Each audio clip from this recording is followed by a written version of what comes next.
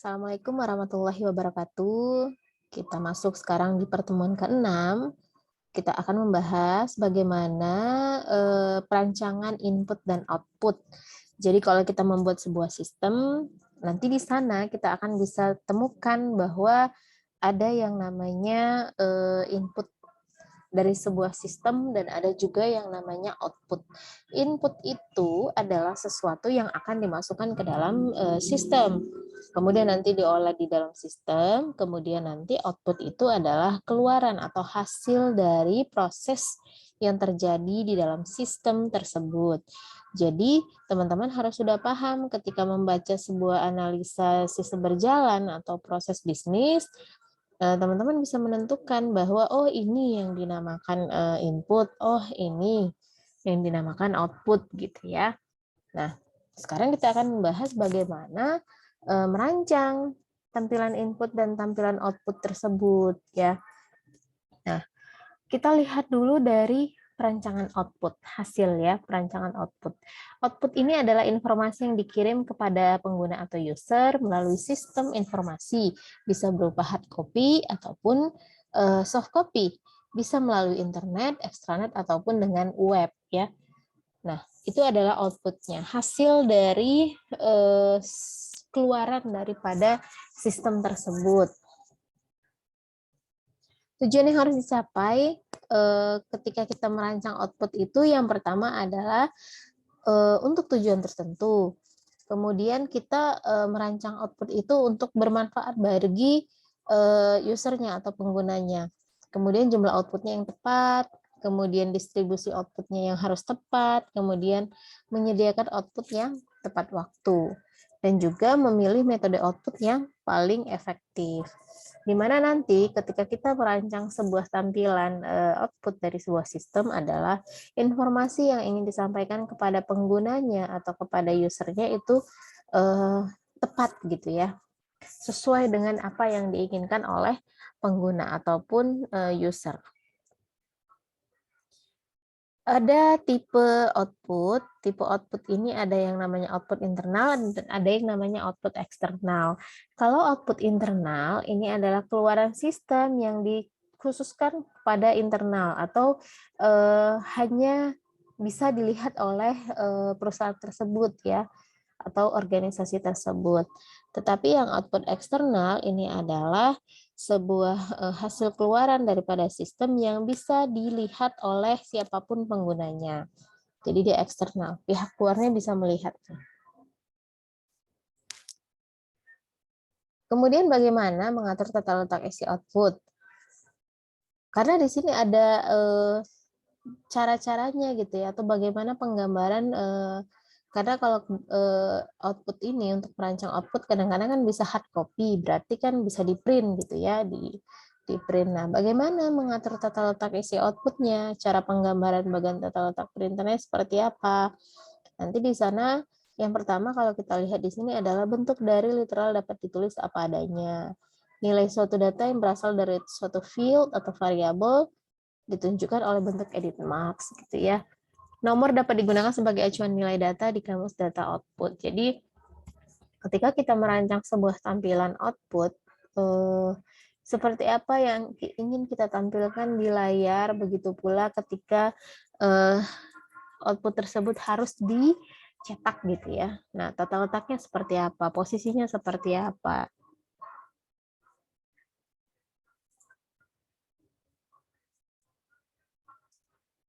Kemudian bagaimana sih perancangan output itu? Tadi kan dari sisi tata letak, bagaimana penggambarannya, misalnya nih, apakah dia spasi tunggal, apakah dia spasi dua, kemudian bagaimana barisnya, kombinasi percetakannya seperti apa. Jadi dia diatur bagaimana tampilan keluaran daripada sistem tersebut sehingga pengguna bisa membaca informasi yang ada di sana ya. Contoh-contoh kalau misalnya perancangan sebuah sistem output itu seperti apa sih? Misalnya laporan. Laporan itu adalah hasil dari sebuah pengolahan sistem kan. Berarti dia adalah output dari sistem tersebut. Nah, laporan ini dirancang bagaimana caranya merancang bentuk laporan ini sehingga nanti pengguna bisa membaca laporan itu dengan baik. Nah, seperti apa? Dari sisi spasinya, dari sisi baris-barisnya, dari sisi informasi yang ingin disampaikan, itu semuanya ditentukan. Apa saja langkah-langkah untuk menyiapkan prototipe output yang berbasis layar? Yang pertama, kita tentukan dulu kebutuhan akan laporan tersebut. Ini laporannya apa? Laporan apa gitu ya. Kemudian kita tentukan usernya atau penggunanya siapa ini yang akan membaca atau yang akan melihat output tersebut gitu. Menentukan item-item data yang dimasukkan, mengestimasi ukuran laporan secara keseluruhan. Bagaimana judul laporannya, kemudian nomor halamannya seperti apa, memasukkan tanggal persiapan laporan, kemudian memberi label setiap kolom, kemudian menentukan data-data variabel, misalnya dia adalah sebuah laporan, bagaimana data-data variabel yang akan disampaikan di sana, sehingga informasi yang kita ingin capai itu bisa tepat gitu. Menunjukkan tempat baris-baris kosong, mengulas laporan prototipe. Nah, ini adalah langkah-langkah untuk menyiapkan sebuah prototipe output yang berbasis layar. Jadi kita bisa melihatnya di layar ya. Nah, bagaimana ketika kita ingin merancang sebuah layar ini? Atau membuat sebuah perancangan output yang ada di layar? Buatlah layar yang sederhana. Buat presentasi layar tetap konsisten. Fasilitasi gerakan pengguna di antara layar dan ciptakan suatu layar yang menarik. Jadi ketika kita mau menampilkan misalnya contoh nih ya, perpustakaan yang dikatakan output atau hasil keluaran dari perpustakaan itu adalah contohnya adalah kartu anggota ya. Kartu anggota itu adalah keluar dari sistem. Karena anggota apa namanya? Anggota daftar ya, daftar mengisi formulir pendaftaran untuk menjadi anggota. Nah, formulir pendaftaran itu dikatakan sebagai inputnya. Nah, keluarannya ketika formulir ini sudah diolah di dalam sistem perpustakaan tersebut, maka keluarannya atau outputnya itu adalah kartu anggota. Nah, kartu anggota inilah yang dikatakan sebagai perancangan outputnya atau sebagai dokumen outputnya. Nah, bagaimana kita merancang si kartu anggota ini di layar? Nah, misalnya kita bikinnya buatlah perancangan yang sederhana, kemudian bagaimana posisi-posisi daripada item-item datanya seperti apa gitu ya. Jadi kalau misalnya dia adalah kartu anggota, ya biasanya ada nama, ID anggota gitu. Kemudian ada alamat misalnya. Nah, itu perancangan petunjuk untuk merancang sebuah tampilan output. Nah, kemudian selain tadi contohnya adalah kartu anggota, yang paling sering yang dijadikan sebagai output itu adalah laporan.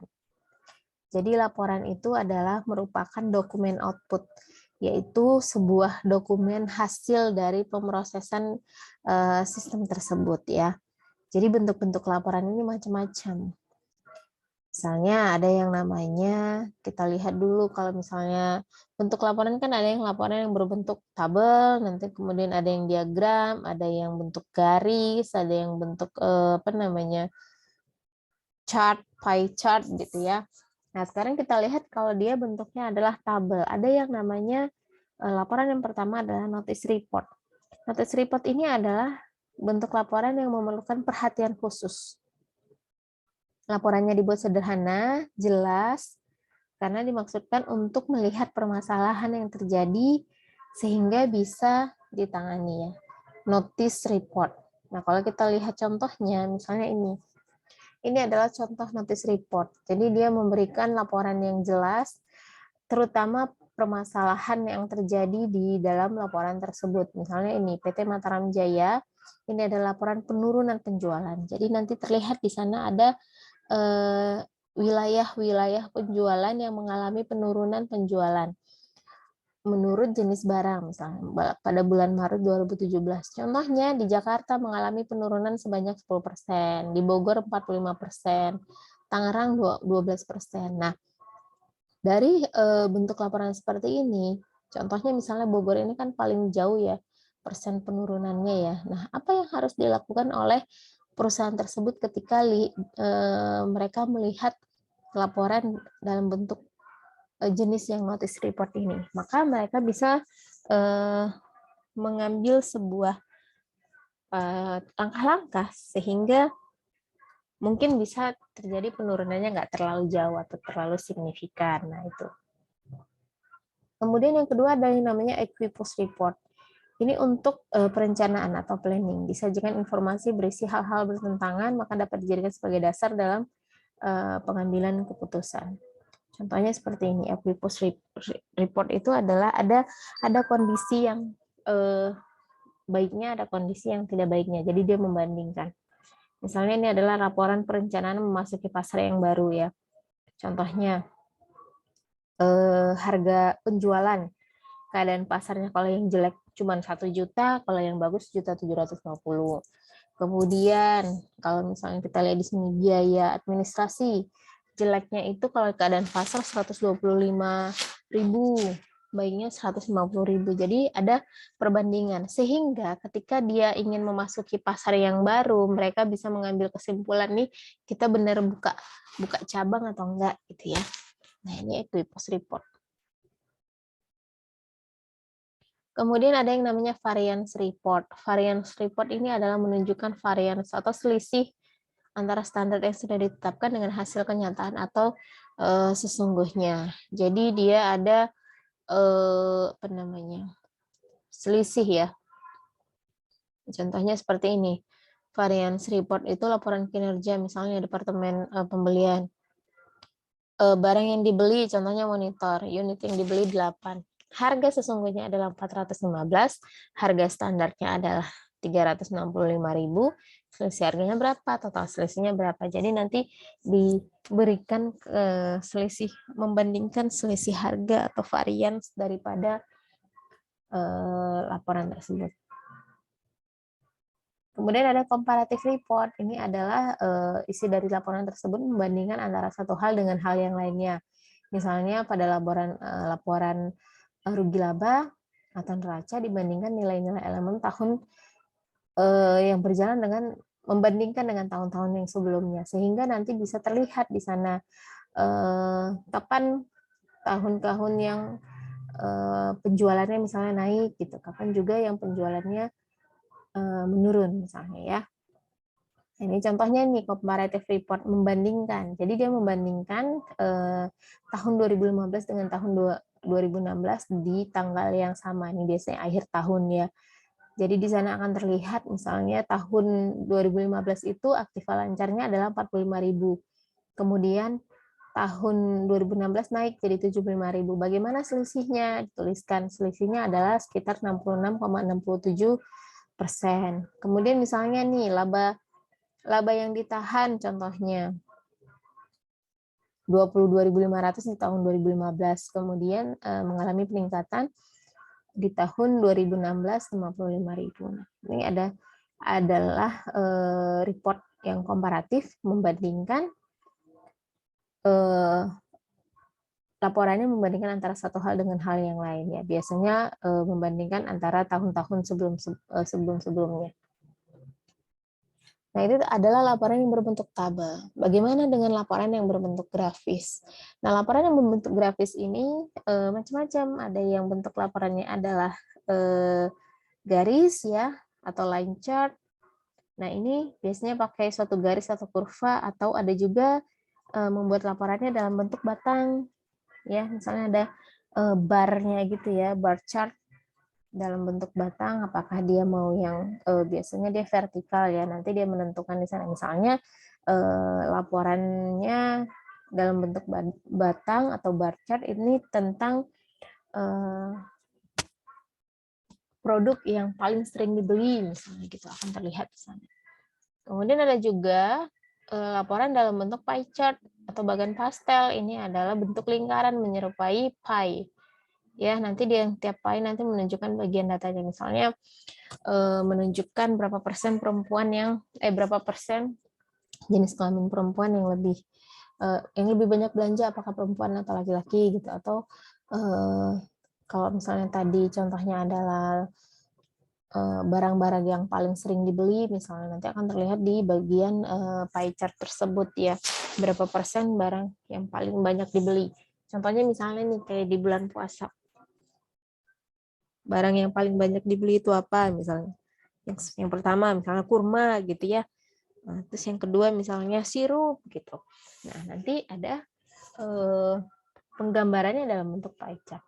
Nah, itu adalah bagaimana perancangan output ya, hasil keluaran daripada sistem. Nah, sekarang kita lihat bagaimana perancangan input. Input ini adalah masukan dari sebuah proses yang akan dimasukkan ke dalam sistem ya. Atau bisa dikatakan bahwa perancangan input ini adalah awal dimulainya proses informasi. Bahan mentah dari informasi ini adalah data yang terjadi dari transaksi yang dilakukan oleh organisasi. Nah, biasanya di dalam perancangan input ini ada yang namanya dokumen dasar. Dokumen dasar itu adalah perangkat penting yang digunakan untuk menangkap sebuah data. Contohnya misalnya dia menggunakan formulir ya. Kalau misalnya tadi adalah sistem perpustakaan, maka ketika ada anggota yang ingin meminjam, kemudian dia belum mempunyai kartu anggota misalnya, maka dia harus mendaftar menjadi anggota. Maka diberikan formulir kepada pengguna tersebut. Nah, formulir inilah yang dikatakan sebagai dokumen dasar ya. Perangkat penting untuk mengendalikan aliran kerja dan digunakan untuk menangkap atau capture data, atau disebut juga dengan dokumen dasar. Perancangan output ini tujuannya adalah untuk membuat penyelesaian input yang mudah dan efisien. Kemudian menjamin input akan memenuhi tujuan yang diharapkan. Menjamin penyelesaian yang tepat, membuat tampilan layar dan formulir yang menarik, membuat input yang tidak rumit, dan membuat tampilan layar dan formulir yang konsisten. Dan di tahap perancangan input inilah kita akan bisa menentukan data-data apa nanti yang akan bisa kita ambil. Jadi ketika kita merancang sebuah perancangan input, kita harus pastikan dulu item-item datanya tidak ada yang kelewat itu atau tertinggal gitu ya. Supaya apa? Supaya ketika kita sudah mengcapture data tersebut atau dokumen dasarnya, data tersebut kita bisa gunakan untuk proses yang ada di dalam sistem tersebut ya. Ada beberapa hal yang perlu diperhatikan dalam dokumen dasar. Yang pertama adalah apa sih fungsi dari dokumen dasar itu. Nah, tadi kita sudah katakan bahwa fungsi dari dokumen dasar itu adalah sebagai perangkat penting untuk mengendali sebuah data ya, ketika kita bisa mengcapture data tersebut. Kemudian hal yang perlu diperhatikan dalam dokumen dasar adalah menunjukkan macam dari datanya. Kemudian dicatat dengan jelas, konsisten, dan akurat. Kemudian bertindak sebagai pendistribusian data, dan juga di dalam dokumen dasar tersebut membantu pembuktian terjadinya transaksi di sana. Dan juga bisa digunakan sebagai backup ya, sebuah dokumen dasar tersebut. Nah, bagaimana petunjuk perancangan dokumen dasar? Bagaimana kertas yang digunakan? Misalnya, apakah dia pakai kertas yang tipis atau kertas yang tebal? Apakah kertasnya seukuran A4 atau misalnya ukuran yang kecil, misalnya ya? Nah, itu difikirkan ketika untuk merancang sebuah dokumen dasar. Ukuran dari dokumen dasarnya seperti apa? Warna yang digunakan, kemudian judul dari dokumen dasarnya, nomornya, nomor urutnya, halamannya, spasinya, seperti apa itu ditentukan ketika kita ingin merancang sebuah dokumen dasar. Kemudian di dalam perancangan input juga ada namanya pembagian area, membuat caption, misalnya apakah mau pakai box caption, checklist, misalnya horizontal check of caption, atau misalnya pakai yang block space caption, apakah pakai yang option button, ya. Nah, itu perancangan untuk dokumen dasar. Jadi bisa menggunakan apa nih? Biasanya kan kalau untuk dokumen dasar itu kan bentuknya dalam bentuk formulir. Nah, bentuk formulir ini adalah tampilannya nanti adalah berupa form di mana nanti user akan menginputkan sebuah data yang ditentukan oleh formulir tersebut. Contohnya misalnya formulir data diri ya, data diri anggota. Maka nanti isinya apa? Ada namanya siapa, alamatnya, tanggal lahirnya, kemudian misalnya pakai jenis kelaminnya apa gitu, dan sebagainya ya. Nah, itu perancangan inputnya.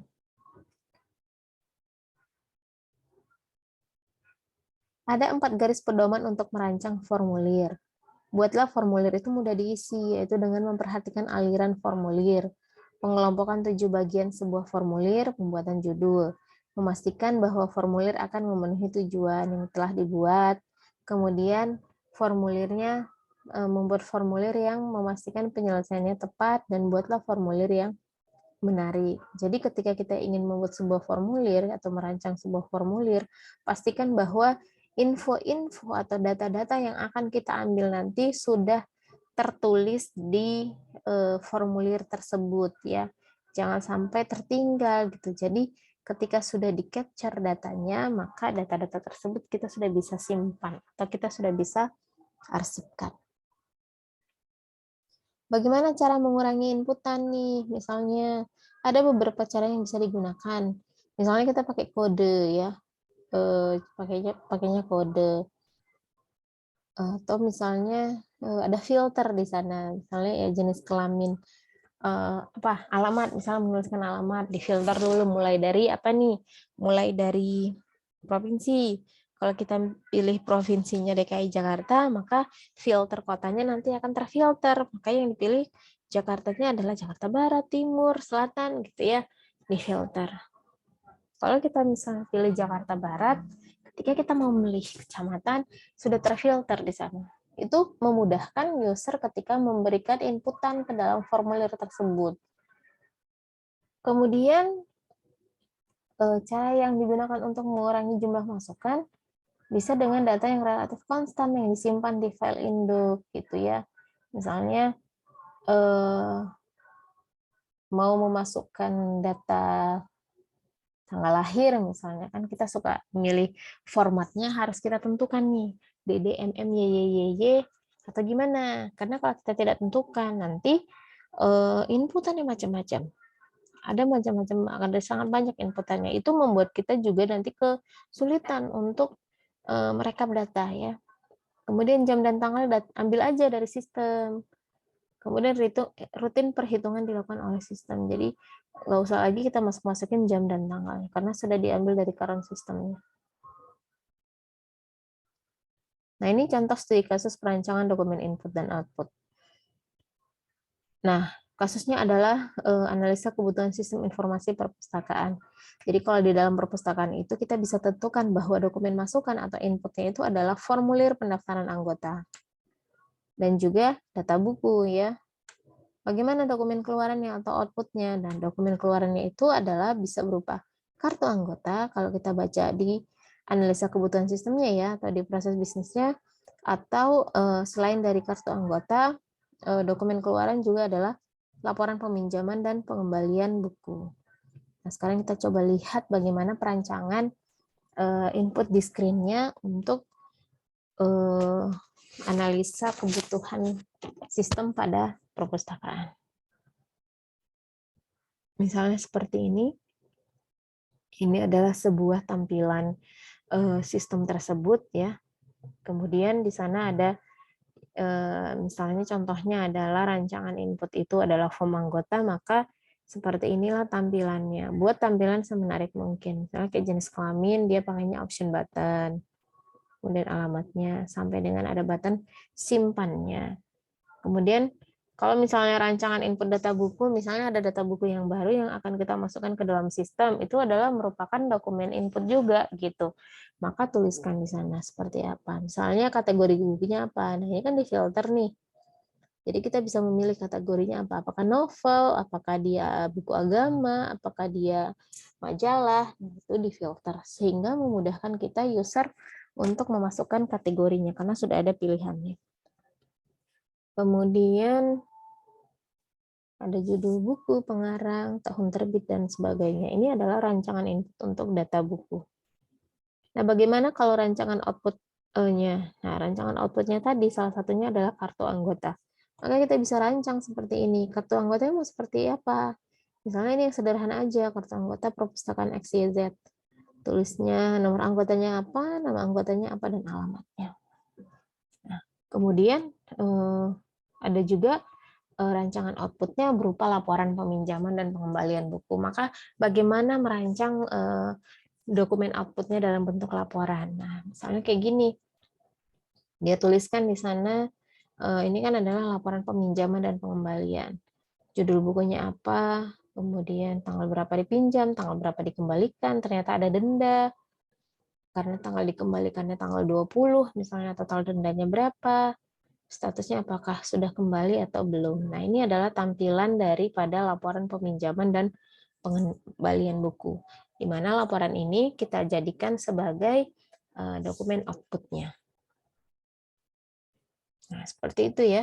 Jadi kita harus paham bagaimana dokumen input dan bagaimana dokumen output di dalam sistem tersebut sehingga nanti kita bisa merancang tampilannya mau seperti apa. Nah, sampai di sini dulu untuk materi hari ini. Ini adalah materi terakhir sebelum UTS ya. Jadi nanti UTS itu materinya sampai di pertemuan ke-6. Mudah-mudahan nanti bisa dipahami ya ini. Ketika ujian UTS juga bisa menjawab dengan baik. Terima kasih. Assalamualaikum warahmatullahi wabarakatuh.